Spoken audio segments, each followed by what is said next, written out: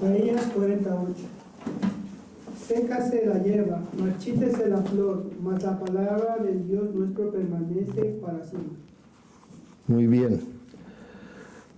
Mas la palabra de Dios permanece para siempre. Y voy a leer Salmo 119, versículo 89. Dice así la palabra del Señor: para siempre, oh Jehová, permanece tu palabra en los cielos. La palabra del Señor no se ha perdido. Él la sigue preservando, la sigue guardando, está en los cielos y va a ser un testimonio y también va a servir para juicio, para que el Señor cumpla sus promesas, no para que se le olviden, porque no se le olvidarán nunca, pero están escritas como testimonio. Y también para condenación a los que Él tenga que enviar al castigo eterno, porque Él es un Dios justo. Pero con la ayuda del Señor hoy quisiera continuar con el énfasis en cuanto a la palabra del Señor.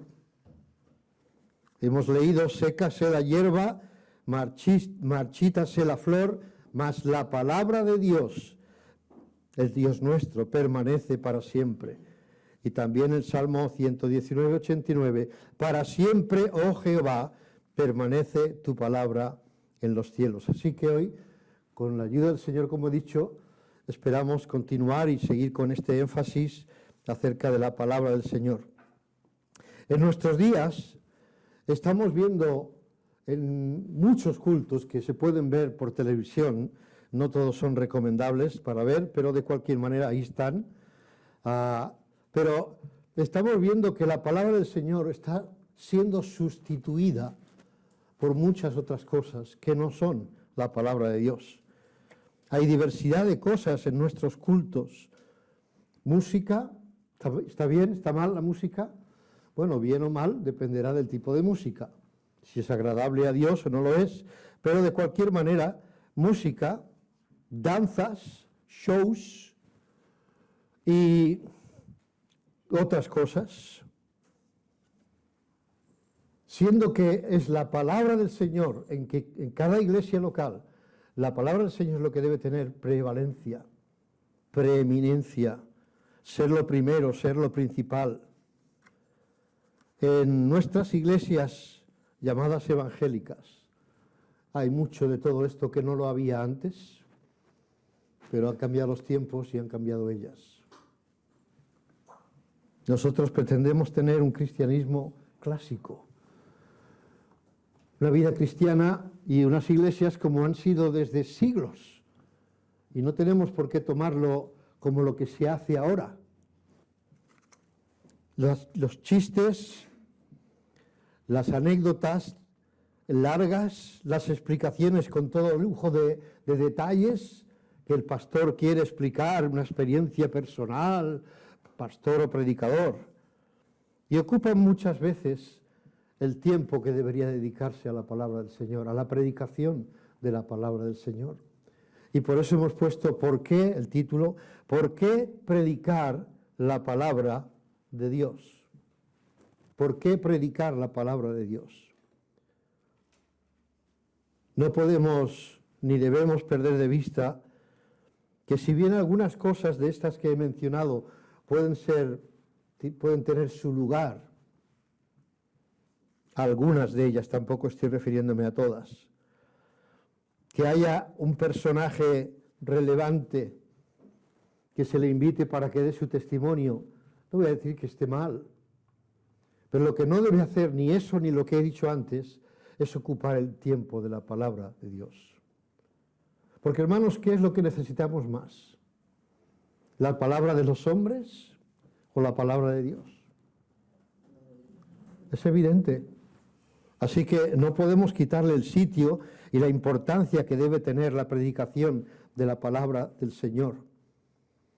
Personalmente creo que al menos la mitad de un culto debería ser el tiempo de la predicación. Es una opinión personal, lo admito, pero lo creo de verdad. La música, por mucha alabanza que se le quiera llamar, la alabanza, el tiempo de alabanza, pues sí, está bien. Podríamos estar de acuerdo o no con el tipo de música, como he referido antes. Pero está bien, hay tiempo. Distingo entre adoración y alabanza, y creo que lo he dicho alguna vez aquí. La alabanza y la adoración no son lo mismo. La adoración es algo que se tiene dentro del corazón, en el interior, en el espíritu. Ahí es donde adoramos. Y luego la alabanza es algo que sale exteriormente, con cánticos, con música, ¿de acuerdo?, que se interpreta. También debo decir que la alabanza, si no está basada en un espíritu de adoración, no es alabanza, es solamente música, con palabras más o menos bonitas o lo que quieras, pero no es alabanza, porque la alabanza tiene que salir de un sentir de adoración, de respeto, de reverencia hacia Dios. Por eso la música también tiene que estar de acorde a ese espíritu que hay en nuestro corazón de adoración, de adorar a la persona más importante que tenemos, nuestro Padre Celestial. Ahora, nos preguntamos, pero ¿por qué? Ya que hemos dicho por qué predicar la palabra de Dios, como es el título del mensaje, nos preguntamos por qué es tan importante predicar la palabra de Dios.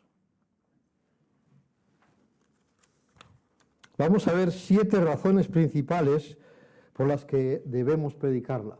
No os asustéis. Hoy solamente veremos 3, ¿de acuerdo? Alguno está haciendo... Porque si nos da los 7 hoy, nos tocan aquí las 7 de la tarde, ¿no? No. Pero vamos a ver en Hechos, por favor, si tenéis vuestras Biblias y si alguien al lado no la tiene, compartidla para que podáis leer juntos la palabra del Señor, que es lo más importante que tenemos. Hechos, capítulo 2, vamos a comenzar en el versículo 14 y vamos a ir hasta el 41. Este es el día en que el Espíritu Santo bajó sobre aquellos 120 que estaban en el aposento alto, esperando precisamente la venida del Espíritu Santo, y vino sobre ellos, y aquí empieza a hablar. Quiero explicar algo brevemente. Es Pedro aquí el que va a hablar. Es Pedro. Pedro es el que va a hablar. ¿Por qué Pedro? ¿Veis? Este es el primer papa, el que tiene las llaves. Cuando el Señor le dijo, a ti te daré las llaves del reino, ¿sabéis qué le estaba diciendo? Tú vas a abrir la puerta del Evangelio, del reino de Dios, a los judíos. Y él fue quien la abrió. ¿Estáis de acuerdo? Los primeros convertidos, 3.000 personas se convirtieron a raíz de todo esto que vamos a leer. 3.000 personas, por medio de la palabra de Dios, estando presente el Espíritu Santo. Ahora, él tuvo también el privilegio de ser el primero en predicar a los gentiles. ¿Os acordáis en el libro de los Hechos el tiempo donde él vio ese lienzo que bajaba con animales inmundos que Dios había prohibido en el Antiguo Testamento? ¿Os acordáis de esa historia, verdad? Y decía el Señor, mata y come. Y él dijo, Señor, no he comido nunca cosa inmunda, no voy a comer. Y 3 veces bajó el lienzo. Y bueno, se oyó la voz que decía, Pedro, mata y come. Y el Señor le dijo, lo que yo, ¿cómo dice? Se me fue del momento. Lo que yo, me falta la palabra para continuar. Lo que yo limpié no lo llames tú inmundo, creo que es algo así, ¿de acuerdo? Bueno, de cualquier manera,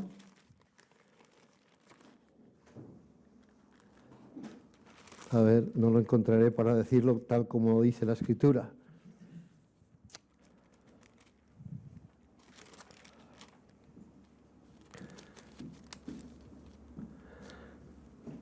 Lo que Dios limpió no lo llames tú común, algo así es.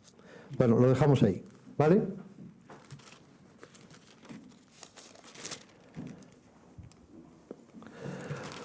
Entonces, Cornelio vio una visión y envió, por un ángel, y envió a llamar a Pedro, que estaba en Jope. Y le llamó y fue, allí predicó por primera vez a los gentiles. ¿Sabéis qué dijo? ¿Qué dijo Pedro? Ahora comprendo que Dios no hace acepción de personas.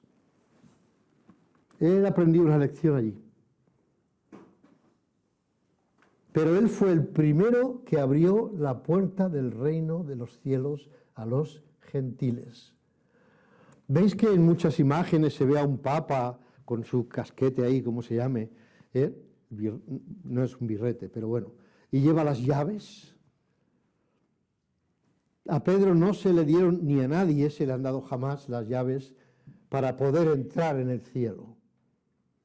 Se le dieron las llaves del reino de Dios, que se acercaba, o que se había acercado, mejor dicho, por medio del Señor Jesús, y ahora por el Espíritu Santo. Y él tuvo la gran oportunidad, por el hecho de que él confesó: tú eres el Cristo, vosotros ¿quién decís que soy? Dijo el Señor. Y él saltó allí como Pedro, impetuoso, ¿no? Tú eres el Cristo, el Hijo del Dios viviente. Y el Señor le dijo: bienaventurado eres, a Simón, hijo de Jonás, porque no te lo reveló carne ni sangre, sino mi Padre que está en los cielos. Y yo también te digo que tú eres Pedro, y sobre esta roca edificaré mi iglesia.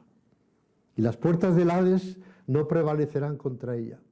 Y a ti te daré las llaves del reino de los cielos. ¿Cuáles son esas llaves? Cuando él fue el primero que predicó a los judíos, abriéndoles la puerta para recibir a Cristo como Salvador. Y él fue el primero, no fue Pablo, él fue el predicador a los gentiles, pero el primero fue Pedro. ¿Por qué? Porque Dios le había dado las llaves, le había dado la oportunidad de ser quien inaugurara el Evangelio, tanto a los judíos como a los gentiles. ¿De acuerdo? Y él predicó la palabra, pero vamos a leer desde el versículo 14. Entonces Pedro, poniéndose en pie con los 11, alzó la voz y les habló diciendo: varones judíos, todos los que habitáis en Jerusalén, esto os sea notorio y oíd mis palabras.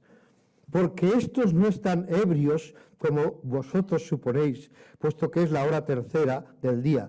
Eso significa que eran las 9 de la mañana. El día judío empezaba y empieza a las 6 de la mañana. Mas esto es lo dicho por el profeta Joel.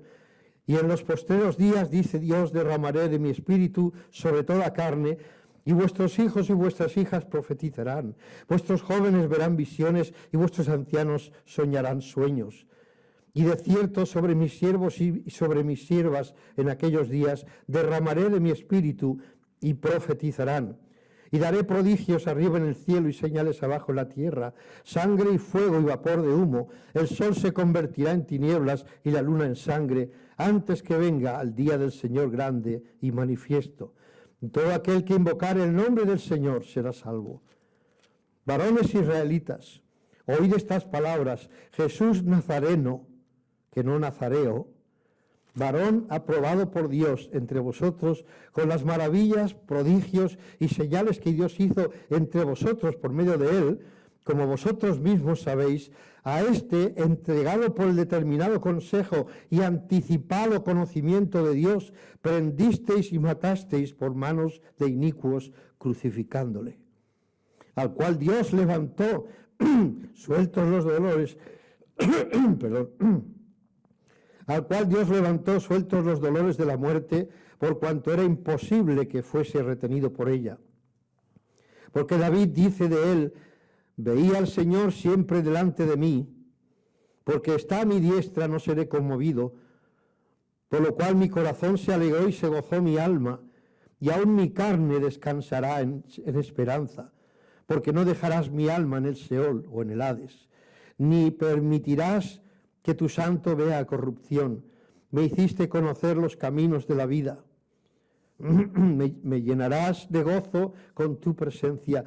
Varones hermanos, se os puede decir libremente del patriarca David, que murió y fue sepultado. Esto quiere decir, ¿sabéis que él murió? O sea que estas palabras no eran para él. Fue quien escribió el Salmo 22. David, que murió y fue sepultado, y su sepulcro está con nosotros hasta el día de hoy. Pero siendo profeta y sabiendo que con juramento Dios le había jurado que de su descendencia, en cuanto a la carne, levantaría al Cristo para que se sentase en su trono, viéndolo antes, habló de la resurrección de Cristo, que su alma no fue dejada en el Hades, ni su carne vio corrupción. A este Jesús resucitó Dios, de lo cual todos nosotros somos testigos.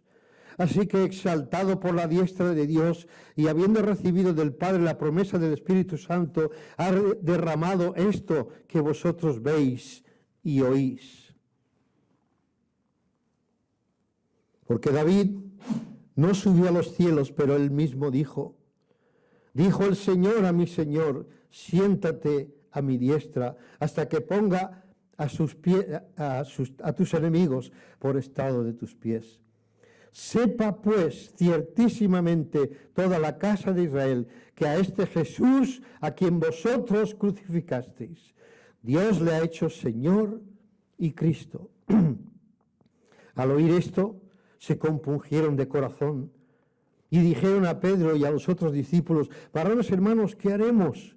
Pedro les dijo: arrepentíos y bautícese cada uno de vosotros en el nombre de Jesucristo para perdón de los pecados, y recibiréis el don del Espíritu Santo. Porque para vosotros es la promesa, y para vuestros hijos, y para todos los que están lejos, para cuantos el Señor nuestro Dios llamare.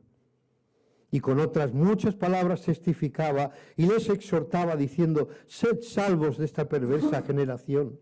Así que los que recibieron su palabra fueron bautizados, y se añadieron aquel día como 3,000 personas. 3,000 personas. ¿Por qué he leído este pasaje tan largo? Para que veamos que el Espíritu Santo usa la palabra para convencer de pecado. Este pasaje nos muestra cómo Pedro una y otra vez está citando la palabra de Dios, el Antiguo Testamento. ¿Nos hemos dado cuenta? Habla de David y de las profecías que David había escrito, cosas que no eran para él, y Pedro las está citando con el poder del Espíritu Santo.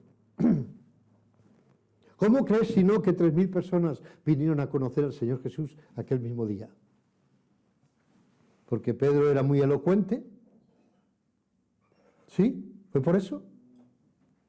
Fue por la obra del Espíritu Santo. Y el Espíritu Santo estaba usando la palabra de Dios, no las de Pedro, necesariamente. Su autoridad, la autoridad de Pedro cuando predicó, provenía de la palabra de Dios, citando la palabra de Dios. ¿Cómo se podría predicar un mensaje sin hacer referencia a las palabras de Dios? ¿Qué tipo de mensaje podría ser? El predicador dice: es que yo os digo. Pero no debe decir porque yo os digo. Él debe decir porque Dios dice. Es muy diferente. Porque Dios dice. Como los antiguos profetas: así dice el Señor, cuando iban predicando por los sitios donde el Señor le había dicho que fueran. Tito 1:9 dice que el siervo de Dios debe ser retenedor de la palabra fiel tal como ha sido enseñada. ¿Cuál es la importancia? La palabra fiel. ¿Y cuál es la palabra fiel? La palabra de Dios. Retenedor de la palabra fiel tal como ha sido enseñada, para que también pueda exhortar con sana enseñanza y convencer a los que contradicen. Exhortar y convencer a los que contradicen por medio de la palabra fiel, no por medio de las palabras de un predicador.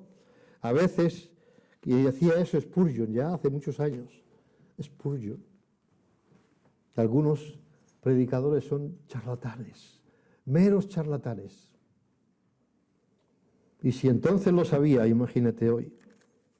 No tienes más que ver, no quiero nombrar a ninguno. Yo entiendo y supongo que cuando los veis, si los veis, podéis daros cuenta, el Espíritu Santo os dirá, este es un charlatán. La palabra de Dios debe ser algo suyo, hablo del predicador, del que predica, debe ser de su posesión, debe formar parte de su vida y de sus pensamientos. Muchas veces nosotros queremos convencer con nuestros argumentos, ¿verdad? Todos, cuando hablamos con alguien, todos queremos argumentar a nuestra manera para que al fin él, a ver si lo convenzo. Perdóname que tú no vas a convencer a nadie. Si alguien es convencido por tu conversación es porque has usado la palabra de Dios y el Espíritu Santo la ha usado en el corazón de la otra persona. Nosotros no podemos ninguno, no tenemos potestad para convencer a nadie, ni Pedro. Pedro necesitó apoyarse en la palabra de Dios y era usado y estaba siendo usado por el Espíritu Santo. Esas son dos condiciones sine qua non. Nuestros argumentos bíblicos, incluso los bíblicos, no serían o no serán útiles a menos que el Espíritu Santo los coja y los use. Porque más de una vez tú y yo hemos hablado con alguien y le hemos dicho, le hemos referido versículos de la palabra del Señor, ¿sí o no? Cuando hemos hablado con alguien. Tienes que entender que Dios te ama tanto, de tal manera que envió a su Hijo, tal. Estamos citando este versículo, ¿verdad? Esto es la palabra de Dios. Pero si el Espíritu Santo no te usa, la otra persona, este versículo tan importante, simplemente le pasa por allí. ¿Me explico? Tiene que haber el Espíritu Santo que te use y que use tus palabras o las palabras de Dios para que tenga efecto. Luego entonces, si esa persona se convierte, ¿la has convertido tú? No hay gloria ninguna para ningún hombre. Ni para el pastor, ni para el predicador, ni para ninguno que da testimonio.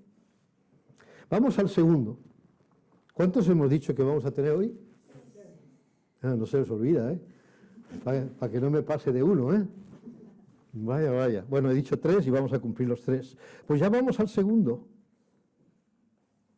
Romanos 10, 17 nos dice, este es un versículo para tener subrayado, 10, 17, versículo muy conocido, dice, y todo el pasaje es tremendo, capítulo 10, pero el versículo 17 dice, así que la fe es por el oír, y el oír por los dichos del pastor, del predicador. ¿No dice eso?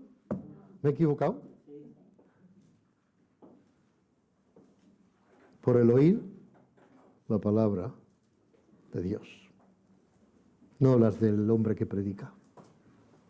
La palabra de Dios. Así que el segundo punto es, el primero hemos dicho que la convicción viene por la palabra de Dios, a través del Espíritu, y siempre con la presencia del Espíritu. Y el segundo punto, la fe viene por el oír la palabra de Dios. Si tú llegas a convencer a alguien, y yo creo que eso ha pasado demasiadas veces, llegas a convencer a alguien, y te dice, ¿quieres que oremos? Tú le dices, ¿quieres que oremos? Sí, va, venga. Pues, vale, vamos a orar. Y luego llegas a la iglesia y he hablado con un señor y enseguida ha querido orar conmigo y ha sido salvo. ¿Estás seguro? ¿Estás seguro que ha sido salvo? No digo que no pudiera ser, cuidado.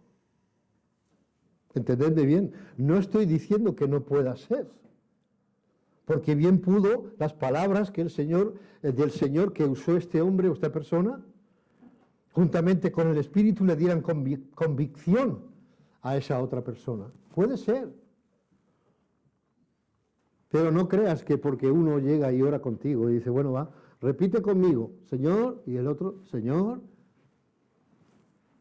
Hermana Patti, cuando quiso hablar conmigo, que quería aceptar a Cristo como su Salvador, tuve una conversación, le expliqué más ampliamente el Evangelio, ella lo creyó, y al final le dije, ora,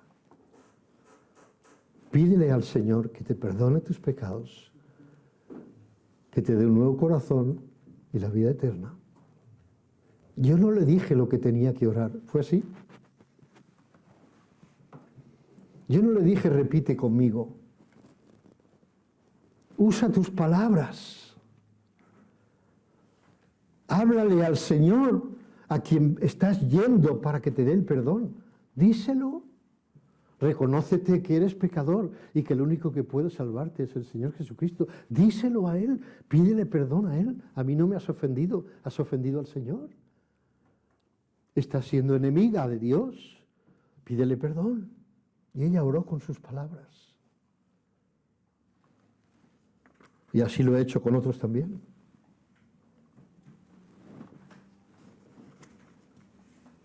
Nosotros no tenemos, ya lo he dicho, no tenemos potestad ninguna en nosotros mismos para salvar a nadie.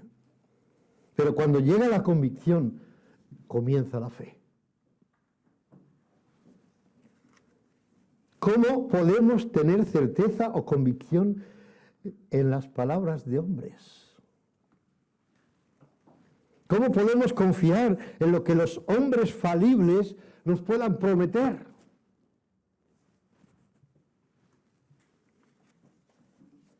Han habido muchos hombres en la historia, y aún hoy en día, y quizá hoy más que nunca, pero de cualquier manera, ha habido muchos hombres que han planeado, prometido muchas cosas que no se han cumplido.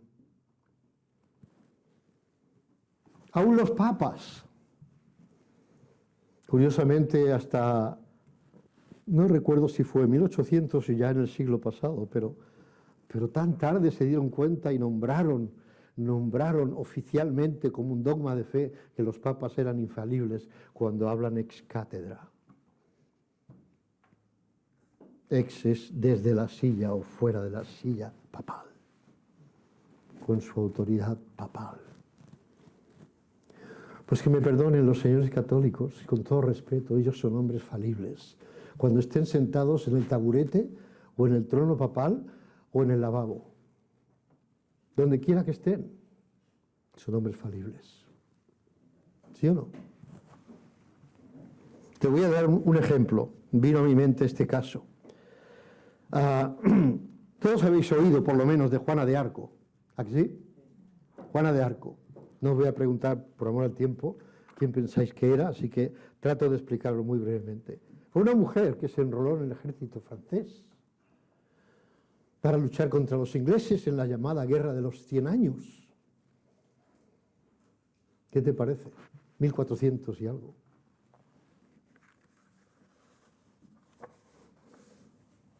Fue y ha sido tenida una heroína de Francia. Pero hubo un papa,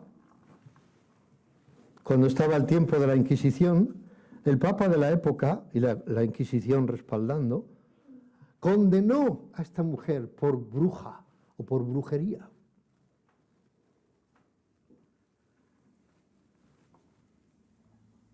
La quemaron. Pero después vino otro papa. Ahora no sé cuál de los dos era el infalible. Pero vino otro papa, 24 años después, e hizo, o sea, levantó, ¿cómo le llaman? El sumario, abrió el sumario de nuevo, la juzgó y la declaró inocente. ¿Qué papa fue el infalible? ¿El que la condenó o el que hizo otra vez un juicio y la declaró justa? ¿Quién? La declaró libre de los cargos de herejía, 24 años después de que la quemaran y la enterraran. En 1909, otro papa la beatificó, la nombraron beata. Y en 1920 la elevaron a santa, de modo que ahora se la llama Santa Juana de Arco. ¿Qué te parece? ¿Quién se equivocó? Porque se supone que los papas son infalibles, ¿verdad? Y podría decirte, montones de casos en los que los papas fallaron. Hay muchos también, hermanos y amigos, aún en nuestra época, especialmente de 1800 para acá, testigos de Jehová, mormones, etcétera, etcétera, etcétera, etcétera, etcétera, que han pretendido saber, es que se llevan la palma son los testigos, por supuesto, en qué año va a venir el Señor, o cuándo se va a acabar el mundo con la batalla que ellos llaman, malinterpretando, Apocalipsis, la batalla de Armagedón. Ahí es el fin del mundo. Pero ¿cuántas veces lo han anunciado? Desde Russell, que lo fundó, hasta no hace tanto, han estado poniendo fechas. Y luego, como no ocurría nada, bueno, es que la fecha esta no era, en fin, y no sé, yo no me estudio todas las tonterías que ellos llegan a decir. Y el Señor dice, no os toca, cuando le preguntaron a los discípulos, ¿restaurarás el reino en este tiempo en que vivimos? Y el Señor le dice, no os toca a vosotros saber los tiempos y las sazones que el Padre puso en su sola potestad. ¿Quiénes son los hombres para llegar a, por mucho estudio que lleguen y muchas conjeturas que puedan llegar a tener, quiénes son los hombres para decir, la fecha en que va a pasar esto va a ser esta? Si Dios no lo ha dicho, tú no lo sabes. Y punto. Dios no lo ha dicho. No sé por qué. Puede ser que no lo ha dicho porque el Señor puede dilatar el tiempo aquí, porque en la eternidad un segundo es como 1000 años, ¿verdad? Pero dice que no tomemos por retardo la venida del Señor, dice Pedro. Porque el Señor es paciente, no queriendo que ninguno perezca, sino que todos procedan al arrepentimiento. Y Él puede poner la fecha cuando Él quiera. Desde luego en el cielo estoy convencido que hay una fecha. Pero en cuanto a la tierra, Él puede dilatar esa fecha hasta que a lo mejor tú vengas al conocimiento del Señor. Porque ha de haber el último y entonces vendrá. Pero nadie sabe cuándo. Así que no pretendamos ser más listos que Dios y escarbando y haciendo multiplicaciones y divisiones y raíz cuadrada y raíz cúbicas y yo qué sé cuántas cosas, ecuaciones, acaban diciendo, esta es la fecha. ¡Qué tontería! ¡Qué tiempo perdido! Dedícate a otra cosa, anda. Si Dios no lo ha dicho, tú no lo sabrás nunca. Eso sí, el Señor ha dicho en 1 Pedro 1:25, el cielo y la tierra pasarán. Perdón, en Mateo 24:35. El Señor dijo, el cielo y la tierra pasarán, mas mis palabras no pasarán. La fe, hermanos, estamos hablando de eso, la fe viene por el oír, no por el oír al predicador,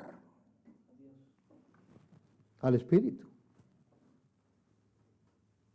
Si el Espíritu no habla a la persona, tú puedes decir, bueno, se dice sobre misa, aquí no decimos misa, pero sabéis lo que significa la frase, ¿verdad?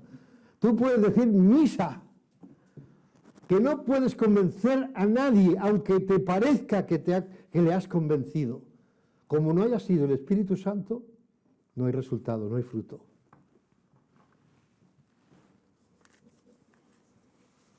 La fe viene por el oír, pero no por las palabras de que habla, sino por el oír la palabra de Dios usada por el Espíritu Santo. No viene por contar fábulas en el púlpito. No suele venir, vamos a llamarlo así, a menos que intervenga el Espíritu y la palabra de Dios juntas. No viene por el testimonio de alguien. Me acuerdo del triste caso de Peret. ¿Habéis oído de Peret? La mayoría ni le conocéis, ¿no? Sí, como español sí. Los españoles sí conocimos. Usted es español, también conoció a Peret. Peret, declaró haber sido salvo él solo en el coche. Su testimonio. Lo tengo en un cassette. Lo que pasa que, hermano, a ver si me ayudas tú pasando cassettes a CDs o al ordenador, porque ya hablamos luego. Porque tengo unos cuantos que me gustaría guardar. Vio un resplandor, no chocó. Estaba en la carretera y vio un resplandor. Y él aludió que eso fue que Dios le mostró ¿cómo se llama ahora? Saulo, buscaba el nombre de Saulo. Saulo, camino de Damasco, ¿qué le pasó? Un gran resplandor, ¿verdad? Y el Señor le habló. Bueno, yo no sé a él si le habló o no le habló. No recuerdo lo que él dijo en su testimonio. Y las iglesias, cuando el gran Peret se convirtió en un cantante y actor, también había hecho alguna película, pero sobre todo cantante de rumba catalana, le llamaban las iglesias así. Que venga a dar testimonio, que venga, yo no sé si alguien fue salvo o no, no lo sé, tampoco no voy a investigarlo. Pero lo anunciaban.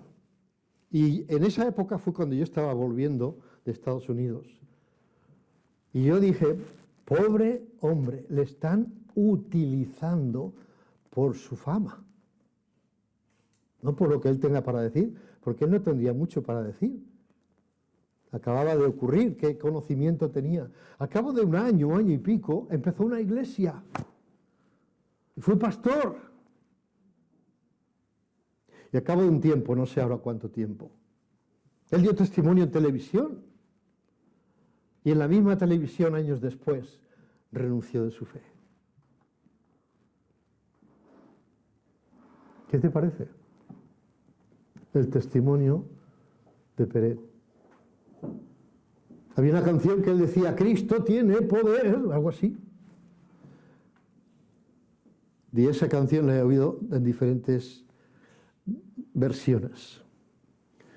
Cuando cuando las Olimpiadas de Barcelona de 1992, él cambió esa letra y dijo, Barcelona tiene poder.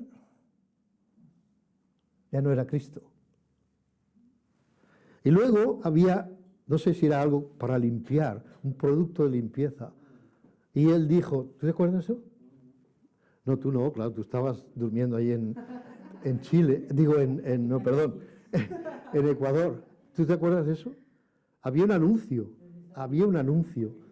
y decía, el nombre del producto tiene poder, con la misma música. ¿Qué te parece?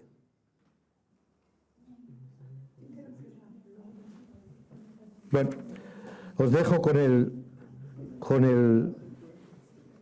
ejemplo. La fe no viene por nuestras fábulas, historias, anécdotas y experiencias. Dios ha querido usar, escucháis por favor, Dios ha querido usar el método de la predicación de su palabra. Ese es el método que algunos han querido o pretenden cambiar. Por ejemplo, vamos a 1 Corintios, capítulo 1, versículos 18 a 31. Seguidme con la lectura en vuestras Biblias, por favor. 1 Corintios 1, 18 al 31. Escuchad bien, o leed bien. Porque la palabra de la cruz es locura a los que se pierden, pero a los que se salvan, esto es, a nosotros, es poder de Dios. Porque está escrito, destruiré la sabiduría de los sabios y desecharé el entendimiento de los entendidos. ¿Dónde está el sabio? ¿Dónde está el escriba? ¿Dónde el disputador de este siglo? ¿No ha enloquecido Dios, palabras para subrayar, no ha enloquecido Dios la sabiduría del mundo? Vimos un ejemplo el viernes, ¿no? Algunos. Vimos un ejemplo. Aquel señor que decía, bueno, es que la nada es algo. ¿Ha estudiado mucho para decir algo así? ¿La nada es algo? Porque todo salió de la nada. Y alguien le decía, entonces de la nada, ¿cómo puede salir algo? Bueno, porque es que la nada es algo. Un sabio. ¿No ha enloquecido Dios la sabiduría del mundo? Pues ya que en la sabiduría de Dios el mundo no conoció a Dios mediante la sabiduría, agradó a Dios salvar a los creyentes por la locura de la predicación. Porque los judíos piden señales, y hay muchos que piden señales hoy en día también, ¿eh?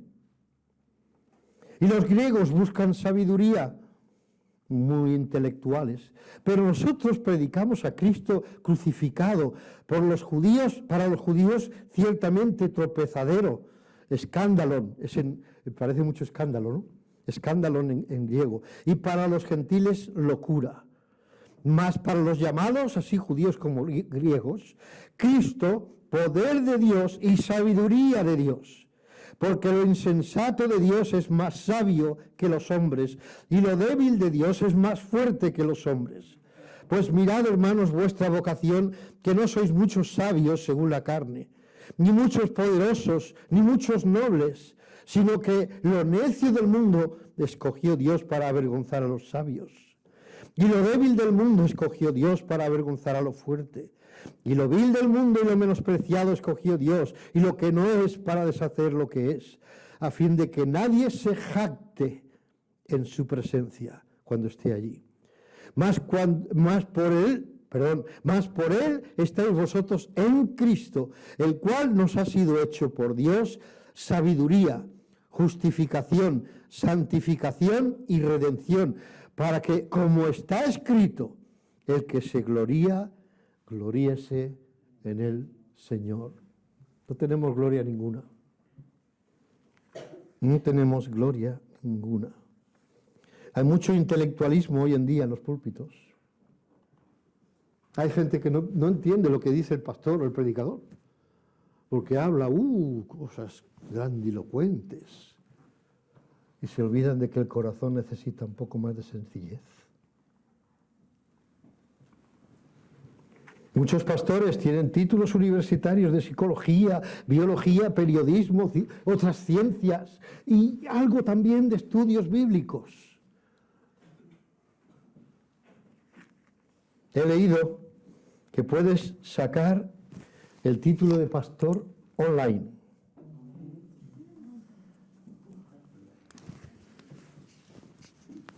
Cuando acabas el cursillo, te dan el título y ya eres pastor. Hermanos, escuchad bien esto, otro apotegma. Al pastor no se le nombra, se le reconoce. A ver si pillamos esto. Al pastor no se le nombra, se le reconoce, se le reconoce. El ser pastor es un llamado de Dios. Y él mismo instituyó a unos pastores, apóstoles, evangelistas, ¿vale? Y luego dice pastores y maestros. Él. Hay pastores que Dios no ha escogido, es cierto. Y yo he conocido a algunos que han hecho más mal que bien. Pero el hecho de que uno tenga un local o adecue un local y tenga algo de gente por ahí y les hable, no le hace pastor. ¿Estamos de acuerdo? El pastor se le reconoce, es alguien que ha sido llamado por Dios y ha sido preparado por Dios. Pero no hay ningún título universitario que pueda decir pastor, graduado en pastor. No existe.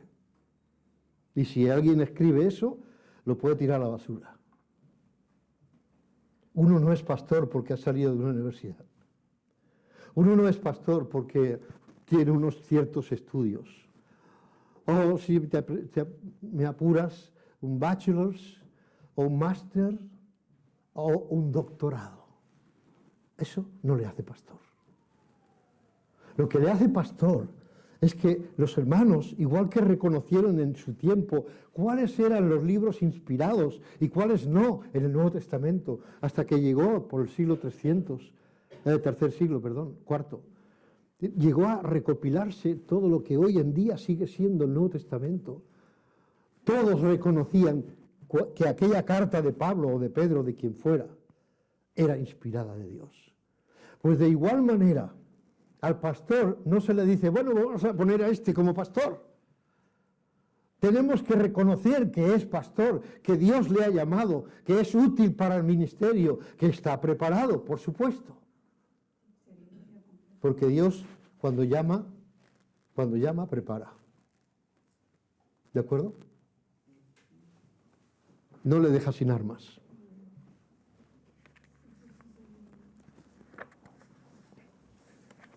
Recordad esto, al pastor no se le nombra, se le reconoce. Reconocemos que este hermano es pastor.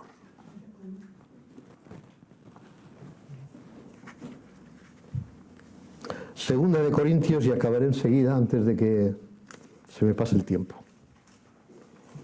No me comprometo porque ya alguien me dijo, dices que vas a acabar y luego tarda media hora más. Espero que no ocurra. Segunda de Corintios 7:1. Dice así, 7:1. Así que, amados, puesto que tenemos tales promesas, limpiémonos de toda contaminación de carne y de espíritu, perfeccionando la santidad en el temor de Dios. Y yo quiero decir, tercer punto, la limpieza viene por la palabra de Dios. Esas promesas de las que nos habla la palabra del Señor, también nos habla Pedro, preciosas, dice, y grandísimas promesas. Segunda de Pedro, capítulo 1. Dice, por medio de las cuales nos ha dado preciosas y grandísimas promesas, para que por ellas llegaseis a ser participantes de la naturaleza divina, habiendo huido de la corrupción que hay en el mundo a causa de la concupiscencia, etc. Conocemos este versículo del Salmo 119:9. ¿Con qué? ¿Cuál es la palabra que usa? Limpiará, limpiar. ¿Con qué limpiará el joven su camino? Con guardar su palabra. La palabra de Dios tiene poder para limpiar. Os explico un ejemplo, y esto creo que también lo he dicho, no sé cuánto hace, pero un papá le quería enseñar una lección adecuada en ese momento, no voy a hablar de todo el contexto por amor al tiempo, pero le dijo, mira, coge este cubo y ve a la orilla del mar, estaban en la playa, y coge el cubo lleno de agua y lo traes, y llenaremos este agujero. Y el niño pues se fue con el cubo y lo llenó, pero el cubo estaba lleno de agujeros. Y para cuando el niño quería llegar a donde su padre, ya no había agua en el cubo. Era un cubo sucio. Bueno, continúa a ver si consigues. Y el niño venga a viajes, para allá y para acá, y habían 2 gotas, pero nada. Y así, y al final el niño ya se cansó y dice, papá, eso es imposible, es que no puede ser, ¿no ves que se escapa toda el agua? A ver, ¿para qué sirve lo que estoy haciendo? Y dice, ¿te has dado cuenta, le dijo el padre, ¿te has dado cuenta cómo está el cubo? Dice, sí. ¿Cómo está? Limpio. ¿Y cómo estaba cuando te lo di? Sucio. ¿Sirvió para algo? ¿Qué quiero decir? Quiero decir que si tú, ¿cuántas veces hemos dicho? Es que yo leo la Biblia y luego no me acuerdo. ¿A que sí? ¿Lo hemos dicho? Todos. Es que he leído, pero no me acuerdo. Después es que me preguntan, me matan y no me acuerdo. Déjate estar, tú sigue. Es como llegar con el cubo lleno de agujeros sin agua. La palabra sigue limpiando. Sigue limpiándote. Sigue limpiándote. En Juan 15:3 le dice el Señor Jesús a sus discípulos: ya vosotros estáis limpios por la palabra que os he hablado. Esta palabra ha limpiado a muchos adúlteros, fornicarios, mentirosos, ladrones, borrachos, blasfemadores, etcétera, etcétera. Ha limpiado a mucha gente hasta el día de hoy y lo sigue haciendo. Esta es el agua de vida. Tanto la limpieza para la salvación como la limpieza de cada día que necesitamos viene por la palabra de Dios. Efesios 5:16 dice, hablando de la iglesia, habiéndola, el Señor Jesús dice, habiéndola purificado en el lavamiento del agua por la palabra. ¿Qué palabra? La palabra de Dios, la palabra escrita. ¿Por qué pensáis que esta palabra ha sido tan perseguida? Porque limpia, y el sucio, que no quiere ser limpiado, quiere seguir siendo sucio. Esa es una razón. ¿El cerdo qué hace? Segunda de Pedro habla de que el perro vuelve a su vómito y el cerdo a revolcarse en el cieno, ¿no? Le lavas al cerdo y tarda 2 minutos en cuanto llega al charco para revolcarse allí. ¿Sí o no? Ya sé que no habéis tenido cerdos, yo tampoco, pero creo que eso sí lo sabéis. Jamás los hombres podrán erradicarla. No lo han hecho desde el principio. Ha sido perseguida desde el tiempo del Señor Jesús o después. Hablando del Nuevo Testamento. De toda la Biblia también. Han matado, ya hemos hablado de eso. Por cierto, esta tarde tenemos una película. Los hermanos que están viéndonos, amigos, que están viéndonos en la pantalla, nosotros la podemos ver aquí, pero ustedes o vosotros podéis verla, si bajáis en internet seguramente podéis bajarla, y se llama Llama en el viento, Flame on the Wind. Si no la encontráis en español, en inglés, pero está versionada en español. Es una película tremenda acerca de la Inquisición y de lo que es la palabra del Señor. Vuelvo al tema porque tengo que acabar.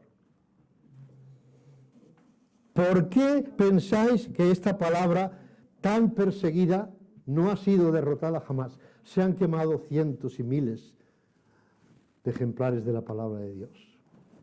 Pero tú tienes una, a ver, levántala. ¿Ve? ¿Cómo crees que ha llegado hasta aquí? ¿Cómo crees que la podemos tener? Porque Dios la ha preservado. Hasta Orson tiene una, ¿ves? Claro que sí. ¿Dais cuenta? Ha llegado, nadie ha podido impedirlo. Ni podrán. Porque es la palabra de Dios. Nadie está por encima de su palabra. ¿Estamos de acuerdo? Jamás los hombres podrán erradicarla, porque la autoridad de esta palabra, de este libro, recae en su autor. Y su autor es todopoderoso para preservar su palabra, y lo ha hecho. Hemos tenido prueba, todo el mundo tiene su Biblia. Sigue siendo el libro más vendido. No siempre se lee como se debiera. Muchos lo tienen en la estantería, bien, pero sigue siendo el libro más vendido. ¿Por qué? Si a la vez es el libro más odiado de todos los que existen y sigue siendo el más vendido. Pero Dios la tiene guardada, hermanos, para siempre, leímos al principio. Para siempre, oh Jehová, permanece tu palabra en los cielos.